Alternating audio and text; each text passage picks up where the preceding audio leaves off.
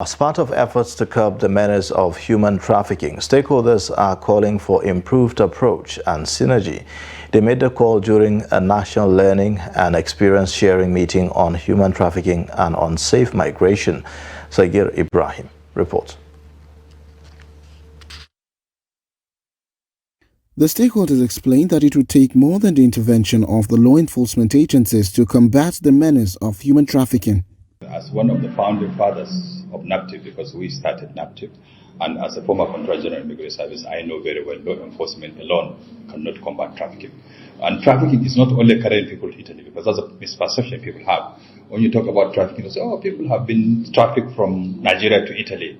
But there is huge trafficking going on in Nigeria, from rural areas to urban areas. And elite are being served by these ordinary young people and children without being adequately paid and taken care of. I believe we are not doing enough prevention, because prevention is key to curbing human trafficking and also addressing the root causes. Because if you look at the push and pull factors, you'll find that poverty, youth unemployment, including underemployment, the security issues, the inequalities, the exclusion, conflict, even corruption, they all fuel and exacerbate human trafficking.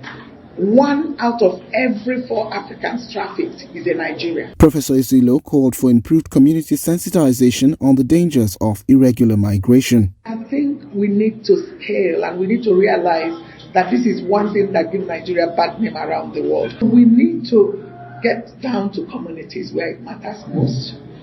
Use early warning mechanisms so they can be each other's brothers and sisters keeper. On the government side, the representative from the National Agency for the Prohibition of Trafficking in Persons, NAPTIP, explained that significant progress has been made with regards to prosecution and rescue. Over the years, NAPTIP, for instance, on human trafficking has rescued over 19,000 Nigerians, intercepted and those who have rescued from this dangerous journey that they are making.